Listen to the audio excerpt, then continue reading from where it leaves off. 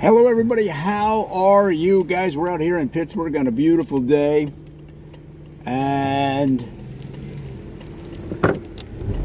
we're talking about some of the unheralded players from the rich sports history of this town. We've covered several Penguins players, and we started with hockey because that's my favorite, having grown up playing it poorly. We moved to Canada I was like 7. You start playing hockey when you're 7, you're an old man. You are old, son. I was doing comedy 2 nights ago, and this comedian was on stage, and he says to me, he was talking about, I forget what he was talking about, but he looked at me and he goes, what about you? What about you and your phone? I forget what he was talking about. And then he goes, oh, wait a minute. He goes, you're old. You're old. You don't know how to use a phone. Or something. Or you don't have a phone or something like that. And I thought, you know what? I've done comedy longer than you've been alive.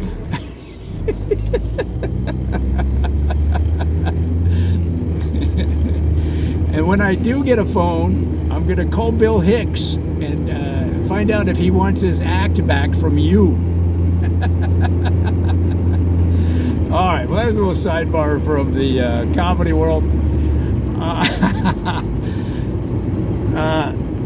So let's look at, instead of the Penguins this time, we're going to look at 3 Steelers players that were fan favorites. And I focus on fan favorites because, well, for one, they were fan favorites, but 2, they don't get as much press as the big stars.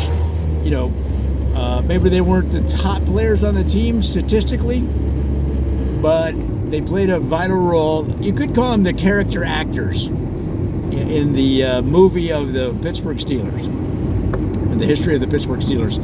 So without further ado, from 1937, one of the favorite Pittsburgh Steelers in those days was John Rocks House. Now they called him Rocks because they said when he tackled somebody, it was like getting rolled over by a dump truck full of rocks. And wherever somebody came up with that crazy analogy, I don't know, but they called him Rocks. Now John Rocks House, he grew up in Pittsburgh.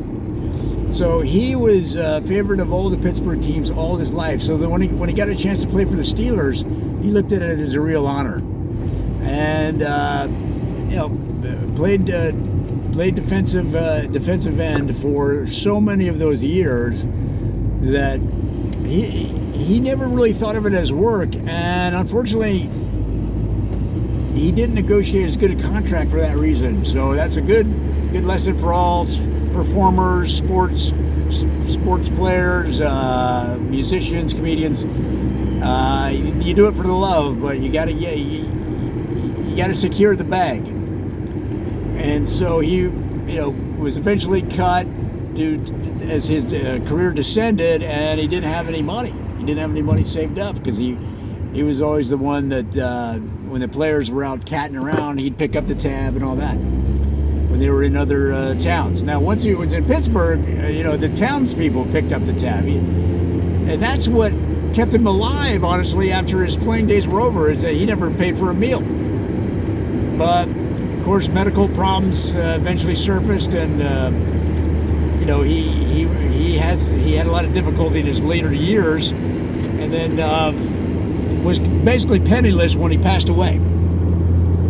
But nonetheless, they still talk about, opposing players. If you talk to them from that time period, or if you look at old videos of interviews with those players, they talk about, it took a minute to remember if you were alive or not after getting mowed down by John Rocks House, because they really said it was like getting hit by a dump truck full of rocks. So player number 2 in our fan favorites from the Steelers history comes from 1953. It was Johnny the Leopard Leopold. Now, Johnny the Leopard was a running back. This guy was unbelievably fast, and he had more moves than a jazz dancer with a broken hip. Because once he got the ball, the fans started going, Leopard, Leopard, Leopard. And he would answer the call and be gone. So he scored more touchdowns in 1953 than any other player on the Steelers. And not only that, he was number 3 in touchdowns in the NFL in 1953, 4, and 5. And he got his start with the Steelers after attending a open call training camp, because he was not a college player, and he wasn't really interested in football, believe it or not, in college. He was a sprinter. But somebody at the local pub, at the local bar over there in Monroeville, where he grew up, they said, dude, you should try out for the Steelers. And he's like, nah, I'm not a football player. I'm a track guy. They said, look, just all they're going to do is hand you the ball, and you're just going to run with it. That's the whole play. That's all you got to do. You don't got to tackle. You don't got to kick the ball. You don't got to do anything except for when they hand it to you, you run. And that's exactly what happened. And now he's one of our fan favorites from the Steelers' history. And number 3 on the list of unheralded, or at least somebody we want to put the spotlight back on, is from 1983. Now remember, the Steelers had so many championships in the 70s, and they had to rebuild it in the 80s. And so Billy Grabowski was a big part of that team. And now, unfortunately, the other teams, other fans started making fun of him because as a defensive back, they said he was grabby, right? They said he held players. And of course, they're keying off his name, Eddie Grabowski.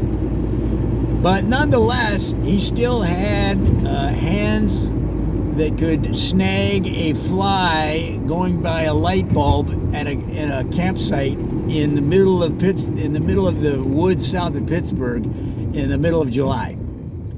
This guy could, if you were driving a car past him, he would be able to reach out with a knife and stick it in the sidewall and give you 4 flats before you could go another 20 feet. The guy was that fast, and his quick hands was able to grab running backs, full backs, any kind of back you sent at him. He didn't care, right?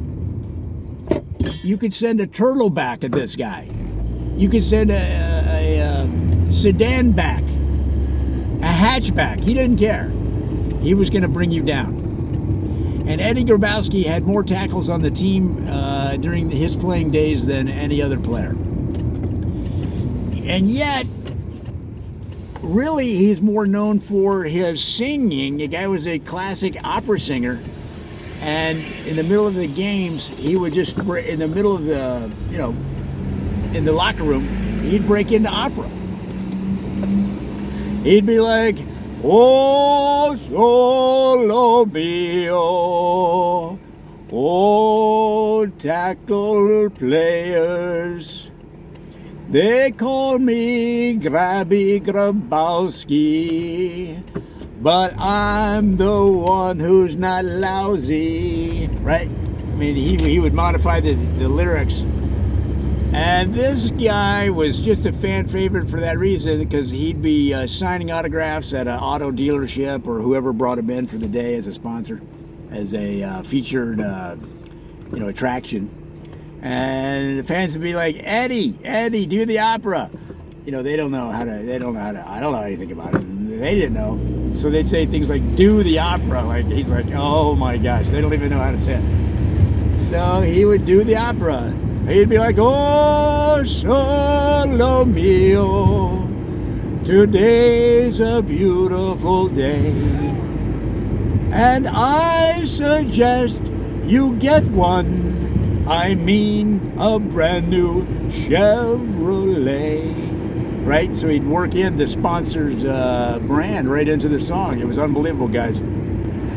Well, listen, I have so many more to feature in this series. So many more Steelers players from the past that people love. They still talk about it in the boroughs, in the hills, the dales, in the hollers throughout Pennsylvania area, through the Pittsburgh area, over into West Virginia, all through Steeler Nation.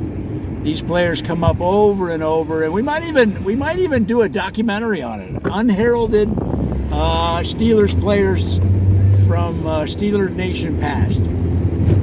But come back. We'll talk about more, and yeah, come back. We'll get more of them in.